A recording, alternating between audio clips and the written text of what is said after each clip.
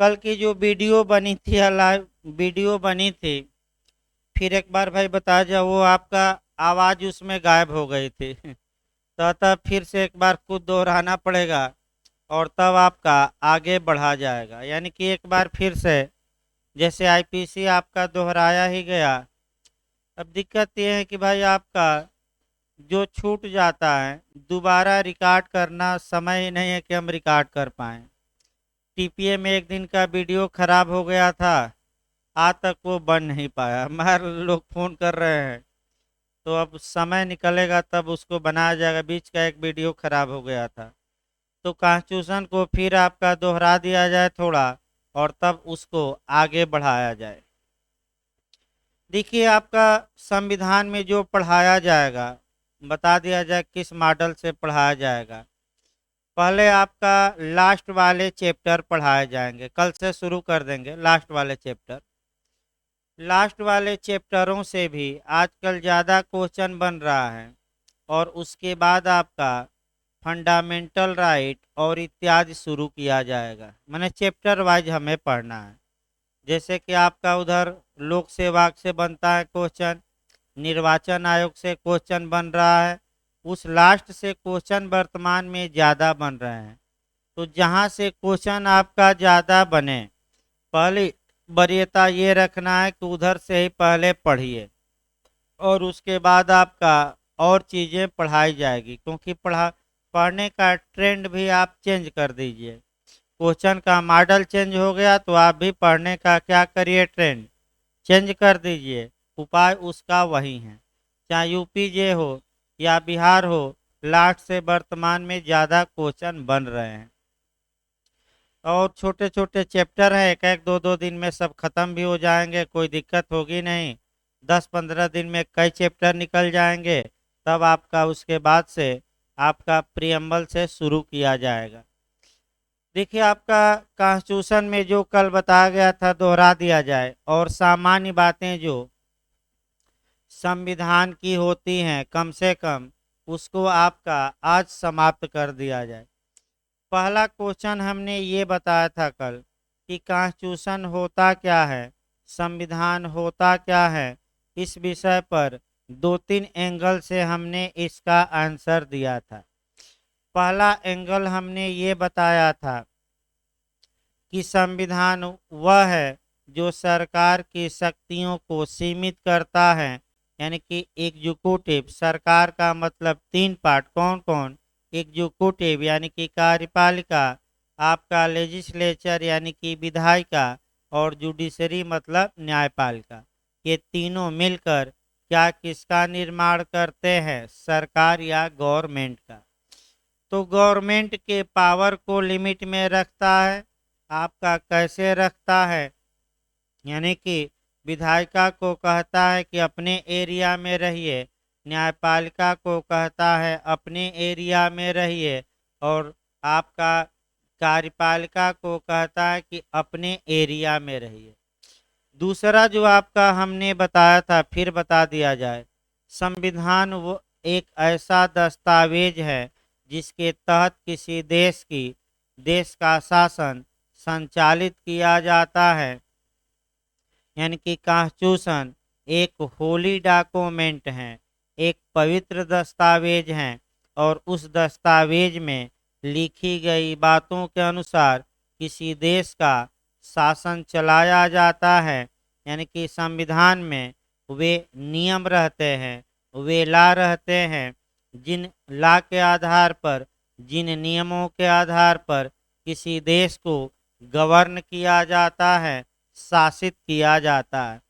यानी कि भारत में जो सिस्टम है कैसे चलेगा, राज्य स्तर पर या संघ स्तर पर, इसका स्पष्ट उल्लेख हमारे कॉन्स्टिट्यूशन में किया गया है, और उसी के अनुसार भारत का शासन चलाया जाएगा। मनमाना नहीं।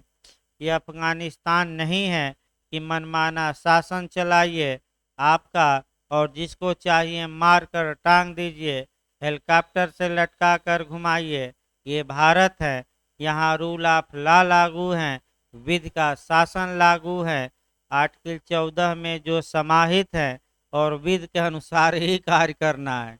अब वहाँ क्या है कि जो बम बनाने के एक्सपर्ट थे वो गृह मंत्री बन गए, जो आपका माने कह सकते हैं जो आईटी एक्सपर्ट थे या जो ट्रेनिंग लिए थे वो वित्त मंत्री बन गए, शासन चला रहे हैं। लेकिन भारत में भी कम थोड़े हैं, यानी कि जो 2 साल तक तड़ीपार रहा अपने राज्य से, वह आज गृह मंत्री या आपका कह सकते हैं कि होम मिनिस्ट्री में है, अमित शाह जी। एक समय ऐसा था जब सुप्रीम कोर्ट ने कहा कि आपको जिला जिला बदर नहीं, एक तो राज्य बदर, आप राज्य से बाहर 2 साल रहेंगे। तो भाई समय परिवर्तित होता रहता है, यानी कि कबीर कबीर जात जी कहते हैं कि कब किसका समय परिवर्तित हो जाए कोई भरोसा नहीं। उदाहरण भी तमाम है, कोचिंग के भी तमाम लोग पढ़े, आपका काफ़ी गरीब घर से आए थे, आपका भूसा बेचकर पढ़ने वाले यहाँ थे, अपना खेत गिरवी रखकर पढ़ने आए थे, और आपका लगे लगे आपका हो भी गया। तो इसमें कोई शक नहीं है, तमाम लोग ऐसे आए जो बहुत कमज़ोर घर के थे, उनको पढ़ाया गया, लेकिन भाई हो गए। तो हमने कोई इच्छा व्यक्त नहीं की, आज तक नहीं किया कि ये करिए वो करिए, और न भगवान करे कि आगे इच्छा व्यक्त करना पड़े, क्योंकि भाई इतना आ जाता है कि आराम से काम क्या करे चले। कोई भाई इच्छा नहीं व्यक्त करना है कि आप हो जाएंगे तो हमें ये कर देंगे वो कर देंगे। और भाई आपका जो हमारा सिद्धांत है, कई लोग कहे कि फोटो वोटो क्यों नहीं लगाते हैं, इतना सिलेक्शन दिए हैं तो फोटो छप कर रखा है, तो क्या फोटो पढ़ा देगा कि हम पढ़ाएंगे? यानी कि फोटो से हमें मतलब नहीं है। वो लड़के ही इतना प्रचार किए हैं कि कई हजार लोग तो ऑनलाइन पढ़ रहे हैं जो नहीं आ सकते। इसलिए ऑफलाइन में थोड़ा सही भी है, कम भीड़ रहे तो अभी सही रहेगा। माहौल देख ही रहे हैं कब क्या हो जाए, यानी कि कब फिर महामारी आ जाए। तो 2-3 माह तो कम से कम पढ़िए, उसके बाद कोई भरोसा नहीं है, क्योंकि वो समय बना लिए हैं मार्च या अप्रैल।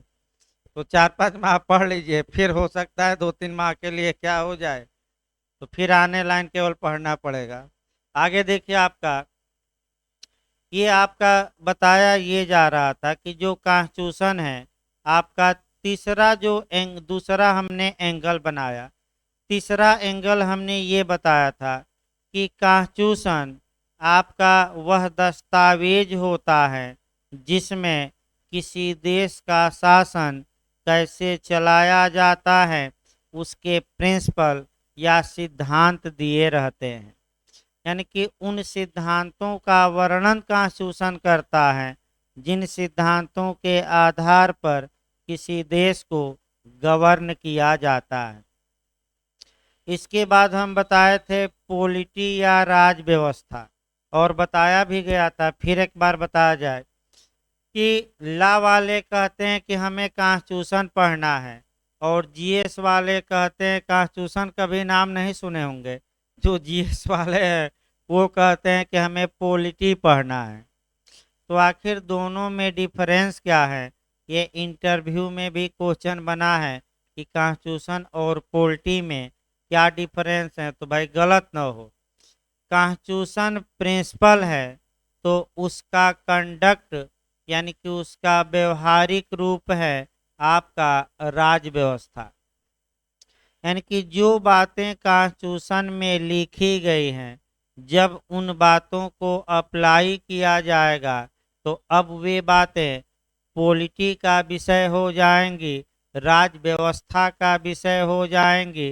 यानी कि इसका एक उदाहरण देखिए, आपका अभी आईपीसी में भी बताया गया कि भारत का जो प्रेसिडेंट है, भारत का राष्ट्रपति हैं, वह ऑर्डिनेंस जारी कर सकता है, अध्यादेश जारी करके कानून बना सकता है, बिगाड़ सकता है। पूछा भी गया था आईएएस में भी, क्या क्या कर सकता है, अभी बताया गया आईपीसी में। तो कानून बना सकता है, कानून में एमेंड कर सकता है, और पहले से बने किसी कानून को क्या कर सकता है, समाप्त, यानी कि रिपील। तो ऐसी दशा में आपका फिर बैक होइए, यानी कि आपका पॉलिटी बताई गई कि क्या होती है। और एक उदाहरण हम बता दें कि भारत का राष्ट्रपति आर्टिकल 123 के तहत ऑर्डिनेंस जारी कर सकता है जब संसद सत्र में न हो। तो बताइए संसद किससे मिलकर बनती है? आपका संसद के सदन सत्र में न हो तो संसद के कितने सदन हैं? दो। कौन कौन? एक लोकसभा और दूसरा राज्यसभा। अब यहीं आईएएस में बना है, टेक्निकल क्वेश्चन बन सकता है भाई आपका। अगर लोकसभा चल रही हो और राज्यसभा का सत्रावसान हो गया हो तो क्या भारत का राष्ट्रपति ऑर्डिनेंस जारी कर सकता है कि नहीं? कर सकता है। क्यों? क्योंकि संसद के सदन का मतलब एक सदन नहीं, दोनों सदन, और एक सदन अकेले कानून बनाने में सक्षम नहीं। अब यहाँ क्वेश्चन बना है कि कब राष्ट्रपति ऑर्डिनेंस जारी नहीं कर सकता? जब लोकसभा केवल चल रही हो, केवल राज्यसभा चल रही हो, जब लोकसभा और राज्यसभा दोनों सेशन में हो, इनमें से कोई नहीं, तो क्या मार कर आएंगे? जब दोनों क्या हो? सेशन में। एक सेशन में हो तब रोक नहीं है। ये आईएएस में भी क्वेश्चन आया है, आगे भी बन सकता है। यूपीएसआई में भी एक क्वेश्चन आ चुका है जो मैं बता रहा हूँ। तो जैसे अब ये राष्ट्रपति ऑर्डिनेंस जारी कर सकता है, ये प्रिंसिपल है। और जैसे ही भारत के राष्ट्रपति ने इसका यूज किया, प्रयोग किया, यानी कि अध्यादेश जारी कर दिया, अब ये जो कॉन्स्टिट्यूशन था ये किसमें कन्वर्ट हो गया? पॉलिटी में। यानी कि जैसे ही राष्ट्रपति ने क्या जारी किया? अध्यादेश, मैंने व्यवहार में लाया। तीसरी बात आपका प्रशासनिक विधि या एडी ला क्या करता है? तो एडी ला बस ये करता है कि राष्ट्रपति ने जो अध्यादेश जारी किया है, क्या राष्ट्रपति ने कॉन्स्टिट्यूशन का कहीं वायलेशन तो नहीं किया? यानी कि क्या संवैधानिक मर्यादाओं को राष्ट्रपति ने तार तार करते हुए अध्यादेश तो नहीं जारी किया? अर्थात एडीला या प्रशासनिक विधि आपका ये चेक करता है, इस बात की जांच करती है कि जो भी आपका कानून बनाए गए हैं क्या वह कहीं अल्ट्रा वायरस तो नहीं है, अधिकारातीत तो नहीं है, हमारे मूल अधिकारों का हनन तो नहीं करते। इसकी जांच एडीला करता है भाई। और इसकी जांच का आपका मुख्य एडीला में सुप्रीम कोर्ट करता है आर्टिकल 32 के तहत, और हाई कोर्ट किस आर्टिकल के तहत करता है? 226 के तहत। और इसी जांच को एक लाइन में अभी आईपीसी में बताया गया था, जुडिशियल रिव्यू कहा जाता है, यानी कि न्यायिक पुनर्विलोकन। फिर अब बैक हो, ये तीन चीजें हो गई। फिर आइए कॉन्स्टिट्यूशन का जन्मदाता देखना है, कल भी बताया गया, फिर एक बार दोहराया जाए। कॉन्स्टिट्यूशन का चूंकि कॉन्स्टिट्यूशन दो प्रकार का होता है, एक अनरिटेन और एक रिटेन।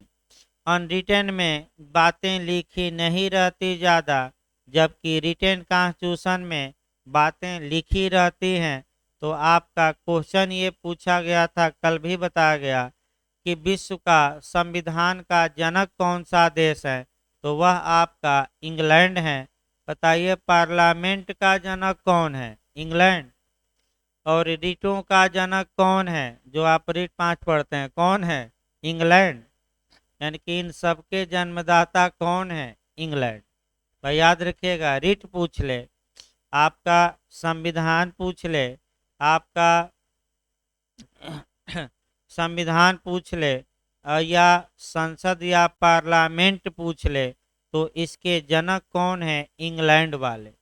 अब फिर बैक हो, ये देखिए आपका, चूंकि इंग्लैंड में अलिखित संविधान है तो आखिर इंग्लैंड का शासन कैसे चलाया जाता है? तो कस्टम के आधार पर, यानी कि प्रथा द्वारा, यूजेज यानी कि रूढ़ि द्वारा, कन्वेंशन यानी कि अभिसमय द्वारा, और ट्रेडिशन यानी कि परंपराओं द्वारा।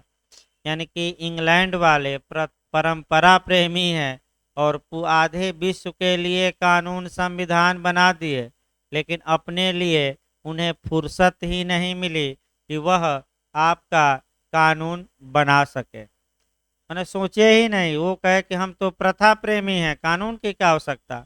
और भारत के लिए अभी बनाया जाएगा कानून, तभी तो संविधान लागू होगा।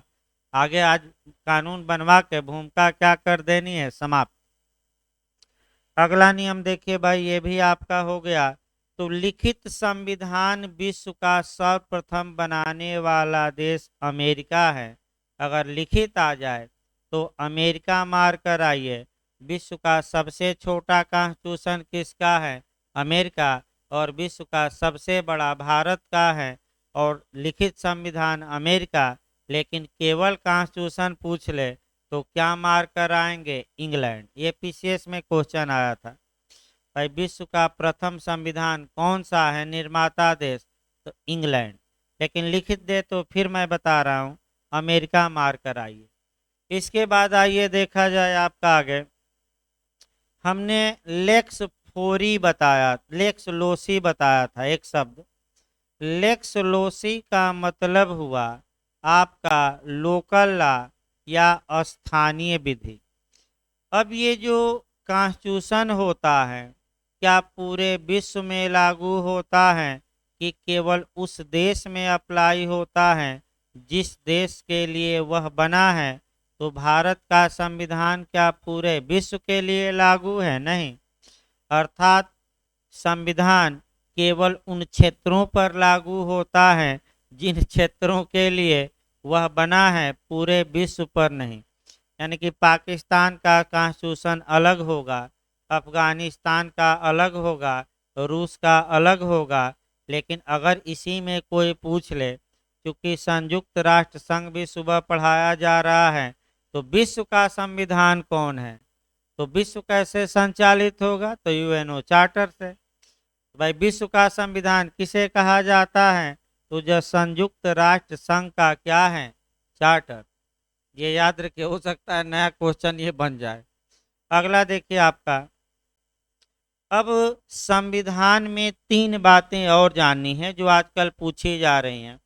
और वह बात जो जाननी है कि भारतीय संविधान का नाम जानना है, नाम। इसके बाद आपका विस्तार जानना है, इसके बाद प्रारंभ जानना है। नाम हम बताए थे किस आर्टिकल में दिया गया है, ये यूपीजे में इस बार क्वेश्चन आया था कि संविधान का नाम कहाँ दिया गया है, तो किस आर्टिकल में, 393 में। इस संविधान का शॉर्ट टाइटल या संक्षिप्त नाम क्या होगा, तो आपका क्या जवाब रहेगा, भारत का संविधान। किस आर्टिकल में, 393। विस्तार देखा जाए, अभी हमने बताया कि जो कॉन्स्टिट्यूशन होता है, एक देश का कॉन्स्टिट्यूशन केवल उसी देश में लागू होता है, पूरे विश्व में नहीं। तो भाई विस्तार किस पर होगा, तो जो भारत के राज्य क्षेत्र होंगे, यानी कि स्टेट होंगे, यूनियन टेरिटरी होगी यानी कि राज्य होंगे, और संघ शासित क्या होंगे, प्रदेश। तो बताइए भारत के राज्य के बारे में किस आर्टिकल में प्रावधान है, 1। और कौन स्टेट और कौन यूनियन टेरिटरी भारत में शामिल हैं, उनका नाम दिया गया है पूरा। तो वह लिस्ट किस शेड्यूल में दिया गया है, संविधान के किस अनुसूची में दी गई है, 1 में। आप जाकर देख भी सकते हैं कि शेड्यूल 1 में आज जो जो नए राज्य और संघ शासित प्रदेश हैं, नए संविधान में आप बेयर एक्ट उठाइए तो सबका वर्णन है। और इन्हीं क्षेत्रों पर हमारा संविधान क्या होता है, लागू। कल भी बताया गया कि भारत एक ऐसा देश है, फेडरल है कि यूनियन ऑफ स्टेट हैं। तो फेडरल न मारकर आप क्या मारेंगे, यूनियन ऑफ स्टेट। कहाँ बताया गया है, तो आर्टिकल 1 के क्लाज 1 में, कल बता भी गया था।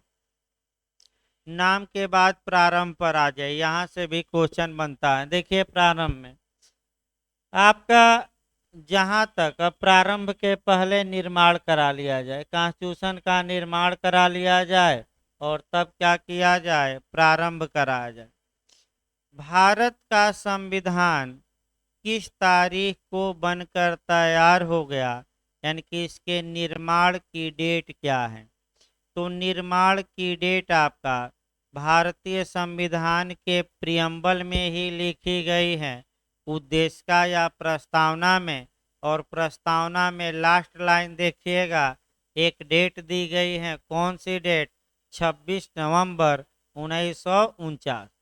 तो भारतीय संविधान का निर्माण कब हुआ, 26 नवंबर 1949 को। ये इसका स्रोत क्या है, आधार क्या है, कहाँ ये लिखा गया है, तो क्या मार्क कराएंगे, प्रियम्बल। क्योंकि तमाम लोग अब प्रमाण पूछेंगे, यानी कि तमाम लोग प्रमाण पूछेंगे कि प्रमाण दीजिए कॉन्स्टिट्यूशन में कहाँ है, तो कोई ना कोई आर्टिकल तो बताना पड़ेगा। और जब आर्टिकल नहीं रहेगा तो सुप्रीम कोर्ट का कोई केस बताना पड़ेगा। जैसे एक उदाहरण कि राइट टू प्राइवेसी कहाँ लिखा है आर्टिकल 21 में, बताइए, शब्द दिखाइए। तो तुरंत जवाब देंगे कि सुप्रीम कोर्ट ने आर्टिकल 21 का इंटरप्रिटेशन किया और रिटायर्ड जस्टिस पुट्टा स्वामी के बाद में ये बता दिया कि इन शब्दों में ही राइट टू प्राइवेसी क्या है, वेस्टेड है, निहित है। भाई प्रमाण देना पड़ेगा आपको, ऐसे नहीं है कि नहीं, बिना प्रमाण के नहीं चलता ला। आपका प्रमाण देना ही पड़ेगा, क्योंकि सुप्रीम कोर्ट बार बार कह रहा है कि हम धर्म के आधार पर, आस्था के आधार पर, अफवाह के आधार पर कुछ नहीं कर सकते, कुछ तो प्रमाण लाइए। आपका पैगेसस मामले से तमाम मामले हुए जिसमें कि सुप्रीम कोर्ट ने कहा कि कुछ क्या लाइए प्रमाण, तब तो हम नोटिस जारी करें। अगला देखिए, आपका निर्माण हो गया। अब ये आपका निर्माण के बाद अगले नियम पर आइए। यहाँ एक केस भी आपको पढ़ना है। देखिए, जब किसी भी कानून का निर्माण किया जाता है तो उसको कैसे इन्फोर्स किया जाता है, उसका प्रारंभ कैसे किया जाता है, इस नियम को जानिए। और इस नियम को जानने के लिए एक पहले उदाहरण देखा जाता है, और वह उदाहरण भोजन बनाने का देखा जाता है। जैसे मान लीजिए कि आप सुबह गए कोचिंग से, या शाम को आप जाकर आपका कह सकते हैं कि भोजन बनाए, और तुरंत भोजन नहीं खाते हैं, हाथ मुंह धुलते हैं, उसके बाद भोजन खाते हैं। तो सेम उसी प्रकार जब कानून का निर्माण हो जाता है तो आपका कैसे उसे लागू किया जाए समाज में, इसके लिए कुछ कानूनी प्रक्रिया है, उसका पालन ही करना पड़ेगा। प्रक्रिया ये है कि उस कानून को सर्वप्रथम नोटिफाई किया जाएगा, प्रकाशित किया जाएगा सरकारी गजट में, यानी कि सरकारी राजपत्र में। अगर संघ का कानून है तो भारत सरकार के राजपत्र में प्रकाशित होगा। जैसे पीडीएफ खोलते हैं तो ऊपर लिखता है भारत का राजपत्र, यानी कि उसमें वह कानून क्या हुआ है, प्रकाशित। और उत्तर प्रदेश खोलिए तो उत्तर प्रदेश का राजपत्र, यानी कि ये सरकारी राजपत्र है, इसमें क्या किया गया, प्रकाशित। प्रकाशन के बाद वह कानून लागू किया जाता है। जब तक प्रकाशन नहीं तब तक कानून लागू नहीं। और ये बिहार में एडीला में पूछा जाता है क्वेश्चन, आपका केस याद रखना है, हरला versus state of Rajasthan. Case है आपका हरला बनाम स्टेट ऑफ राजस्थान के बाद में उच्चतम न्यायालय ने कहा कि बिना प्रकाशन के किसी कानून को लागू करना अवैध होगा, वह कानून मान्य नहीं होगा। अब आइए बनकर तैयार संविधान पर फिर बैक हो जाइए। संविधान बनकर किस तारीख को तैयार हो गया, 26 नवंबर। लेकिन प्रारंभ इस तारीख को नहीं हुआ, तो प्रारंभ किस आपका लिखा गया है, तो किस आर्टिकल में प्रारंभ दिया गया है, 394, यानी कि संविधान का अनुच्छेद 394 संविधान के इन्फोर्समेंट को बताता है, आरंभ को बताता है। संविधान 2 पार्ट में लागू किया गया, 16 अनुच्छेद तत्काल प्रभाव से लागू, तत्काल प्रभाव मतलब किस तारीख से? 26 नवंबर 1949। और अन्य जो अनुच्छेद बच गए वह कब लागू हुआ? 26 जनवरी 1950। अब 16 अनुच्छेद भी मैं कल बताया था एक कहानी लेकर। आपका 394 जब आर्टिकल आप देखेंगे तो उसमें अनुच्छेद गिनेंगे तो 15 ही आएगा, लेकिन एक शब्द और है इस अनुच्छेद, और लोग इस अनुच्छेद छोड़ देते हैं। सुबह भी कहानी बताई गई थी, शाम को भी एक कहानी बता दिया जाए भाई। सुबह भी बता गया जो लोग सुबह थे। देखिए आपका कहानी ये थी कि 5 व्यक्ति रेगिस्तान में घूम रहे थे और वह काम धंधे की तलाश में थे और बहुत बड़े विद्वान थे। जब वो लोग गिनते थे तो जो भी व्यक्ति गिनता था अपने को छोड़ देता था, दूसरे को गिनता था। बहुत चिंता सताने लगी कि हम लोग तो 4 ही हैं और चले कितने थे गांव से? 5। एक राहगीर जा रहा था, फकीर ही कहिए, जा रहा था क्योंकि रेगिस्तान में फकीर ही घूमते हैं। एविडेंस में कहानी फिर बताई जाएगी, नई कहानी फकीर की। ये तो भाई कॉन्स्टिट्यूशन है। एक फकीर आया तो भाई लोग पूछे कि हम लोग काम धंधे की तलाश में जा रहे हैं, 5 आदमी चले थे लेकिन हम लोग तो 4 ही दिखाई दे रहे हैं गिनने में। तो फकीर ने कहा कि एक डंडा दो और एक एक मैं जिस व्यक्ति पर डंडा मैं मारूंगा वह नंबर बोलेगा। तो पहले पर डंडा मारा गया तो 1, दूसरे पर मारा गया 2, और ऐसे ही 5वें पर मारा गया तो 5 बोला। तब उन विद्वानों को विश्वास हो गया कि हम लोग 4 नहीं बल्कि क्या है? 5। यानी कि जब भी गिनते थे अपने को क्या करते थे? तो उसी प्रकार 394 को भी गिनिएगा, क्योंकि इस अनुच्छेद सहित लिखा है, रहित नहीं। यानी कि 394 अनुच्छेद भी कब लागू हुआ? 26 नवंबर 1949। अब आइए आपका इस प्रकार अगला आपका कंसेप्ट देखा जाए भाई। कंसेप्ट आपका ये है अगला कि एक म्यान में 2 तलवार नहीं रह सकती। इस कंसेप्ट को आगे बढ़ाइए।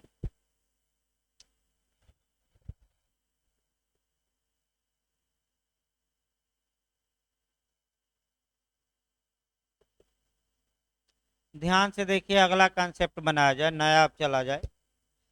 भाई कहावत भी कही जाती है कि एक म्यान में 2 तलवार नहीं रह सकती। इसका मतलब कानूनी तौर पर देखा जाए एक म्यान में 2 तलवार नहीं रह सकती। ये बिहार जे के इंटरव्यू में क्वेश्चन बना था कि एविडेंस के किस सेक्शन में यह प्रिंसिपल समाहित है। तो एक म्यान में 2 तलवार नहीं, ये आपका सेक्शन 11 में है। यानी कि एविडेंस की किस धारा में? 11 बना था। लिया फेलिबाई है, तमाम चीजें हैं। यानी कि एक ही बात 2 जगह सत्य नहीं हो सकती, ये भी याद रखिए। जैसे कि उदाहरण, ए पर आरोप है कि उसने कलकत्ते में बी की हत्या की, और ये दिखाता है कि उस समय मैं लाहौर में था, अतः मेरे द्वारा हत्या किया जाना आपका एक विपरीत बात है, मैंने हत्या नहीं की। तो क्या दोनों बातें सही हो सकती हैं? नहीं। या तो वह उस टाइम लाहौर में रहा होगा या कहाँ रहा होगा? कलकत्ते में। और दोनों में कितने का आंकड़ा है? 36 का। यानी कि दोनों बातें एक साथ सही नहीं हो सकती। इसका मतलब ये हुआ कि एक म्यान में 2 तलवार नहीं रह सकती। अब संविधान पर आइए इस उदाहरण को। अब ध्यान से समझिए संविधान पर भाई, फिर एक वही अनुच्छेद आपका कवर करना पड़ेगा। देखिए, स्वतंत्रता के पूर्व भारत का शासन कैसे चलाया जाएगा, इसके लिए अंग्रेजों ने एक कानून बनाया था, और वह कानून था भारत शासन अधिनियम 1935। और भारत का शासन उसी कानून के अनुसार चलाया जाता था। जब हम स्वतंत्र हो गए तो हमने भारत का शासन कैसे चलेगा इसके लिए अपना कॉन्स्टिट्यूशन बना दिया और 26 जनवरी 1950 को हमने अपना संविधान लागू कर दिया। तो समस्या ये उत्पन्न होती है कि क्या एक देश में दो संविधान से शासन चलेगा? नहीं, क्योंकि एक देश में एक ही तो कॉन्स्टिट्यूशन से शासन चलेगा। और एक कॉन्स्टिट्यूशन 1935 में कौन बनाकर चले गए? अंग्रेज। और एक संविधान किसने बनाया? हमने। तो अब जब तक कि पुराने संविधान को रद्द नहीं किया जाएगा और तब तक ये संविधान लागू नहीं होगा। तो एक नियम दिमाग में बैठा लीजिए, अगर किसी विषय पर पहले से कानून बना है तो सबसे पहले नए कानून को लागू करने से पहले उस पुराने कानून को रिपील किया जाता है और तब नया कानून लागू किया जाता है। और जो पुराने कानून को निरसित या रिपील किया जाता है, हमेशा नियम बना लीजिए, ये सदैव आपका लास्ट में किया जाता है। तो भारतीय संविधान का अंतिम आर्टिकल कौन है? तो 395 है। और उसी के द्वारा किसको निरस्त किया जाएगा? भारत शासन अधिनियम को। तभी तो हमारा संविधान चलेगा। क्यों?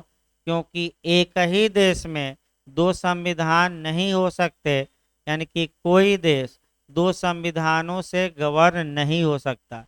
तो बताइए, हमारी संविधान सभा ने अंग्रेजों द्वारा बनाए गए इस संविधान को क्या किया? रिपील। और तब हमारा संविधान लागू हुआ। तो रिपील किया तो किस अनुच्छेद के तहत रिपील किया है? 395। इसको आप जोड़िए। एक और आपका कोरिलेशन करना है, सीआरपीसी। सीआरपीसी में कोरिलेट करके अच्छा देखिए। सबसे पहले पूरे भारत के लिए सीआरपीसी 1882 में बनी, 1882। फिर आपका 1898 में बनी सीआरपीसी। और फिर आपका 1973 में बनी, यानी कि 1900 आपका कब? 73 में। अब आपका ये जब 1898 में सीआरपीसी बनी और इसको लागू करना था तो इसे क्या करना पड़ेगा? पहले समाप्त। और जब हमारी संसद ने नई सीआरपीसी बनाई 1973 में, तो भाई दो सीआरपीसी क्या एक ही देश में चलेगी? नहीं। तो इस सीआरपीसी को अब क्या करना पड़ेगा? समाप्त। तो जो लास्ट सेक्शन या आर्टिकल होता है, नियम बना लीजिए, तो सीआरपीसी का अंतिम धारा या सेक्शन कौन है? तो 484। यानी कि जो लास्ट सेक्शन सीआरपीसी का है 484, उस सेक्शन के द्वारा हमारी पार्लियामेंट ने पुरानी सीआरपीसी जो अंग्रेज बनाए थे 1998 को रिपील किया। और तब हमारी नई सीआरपीसी 1 अप्रैल 1974 से काम करना शुरू की। अब एक आईएएस में फिर कोरिलेट भाई किया गया आपका सीआरपीसी से, यानी कि एक दिमाग में बैठा लीजिए कि जो लास्ट में रहता है वो ज़्यादातर पुराने कानूनों को क्या किया जाता है? रिपील। लेकिन कब? जबकि आपका ऐसे उत्तराखंड पुलिस अधिनियम मिलेगा। उत्तराखंड पुलिस अधिनियम में 1861 का कानून लागू था। तो जब तक कि वह कानून उत्तराखंड में रिपील नहीं किया जाएगा, उत्तराखंड पुलिस अधिनियम 2007 लागू नहीं होगा। तो लास्ट वाली सेक्शन जो एक दो रहते हैं उसी में ये सब बातें दी गई रहती हैं, बताया भी जाएगा आगे।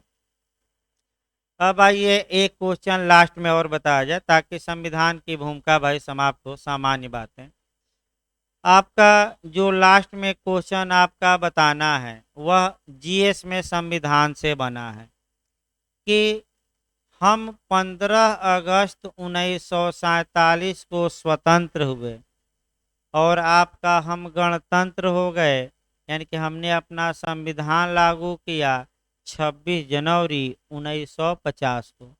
तो आखिर ये जो टाइम बीच में बच रहा है, इसमें संविधान का निर्माण हुआ, तमाम कार्य हुए। अब ये आईएएस में ये पूछा गया है कि इस बीच भारत का शासन किस कानून के तहत चलाया जाता था। तो भाई अच्छे से याद रखिएगा, इस दौरान भारत का शासन भारत शासन अधिनियम 1935 में कुछ परिवर्तन करके चलाया जाता था। भाई अभी हम तो संविधान हमारा बना नहीं था, तो किस कानून के तहत भारत का शासन चलता था? आईएएस में जीएस में बना है, किस कानून के तहत? भारत शासन अधिनियम 1935। और लास्ट विशेषता ये है कि लगभग जो भारत शासन अधिनियम 1935 के लगभग 75% प्रावधान हमारे कॉन्स्टिट्यूशन में एडाप्ट किए गए हैं, ग्रहण किए गए हैं, स्वीकार किए गए हैं। यानी कि जो अंग्रेज संविधान भारत का बनाए थे 35 में, लगभग 75% वो प्रावधान हमारे संविधान निर्माताओं ने हमारे संविधान में रखा है, इसमें कोई शक नहीं है। तो इस प्रकार आपका कॉन्स्टिट्यूशन की जो भूमिका है वह आपके समाप्त होती है, और कल से आपका माने चैप्टर वाइज चलेगा, और जो छोटी छोटी बातें बाद में पढ़ाई जाएंगी ताकि एग्जाम की दृष्टि से भी आपका कुछ काम करे। तो कल आपका अनुच्छेद बता दिया जाए कहाँ से भाई पढ़ाया जाएगा, 361 से ये पढ़ कर आइएगा। यानी कि आर्टिकल 361 से पहले 395 तक पढ़ाया जाएगा, फिर निर्वाचन आयोग, लोक सेवा आयोग इत्यादि बता दिया जाएगा, जहां से वर्तमान में उछले क्वेश्चन ज़्यादा बनते हैं। तो प्रयास किया जाए कि इधर वाला 10-15 दिन में क्या हो, समाप्त हो जाए, तब आपका मेन चैप्टर उठाया जाए। तो भाई एक बार पढ़कर घर से आइएगा, फिर बता दिया जाए कौन सा आर्टिकल 361 से जितना खींच जाए। अब तो अलग बात है कहाँ तक खींचेगा, क्योंकि समय भी लगता है, लेकिन इस आर्टिकल से और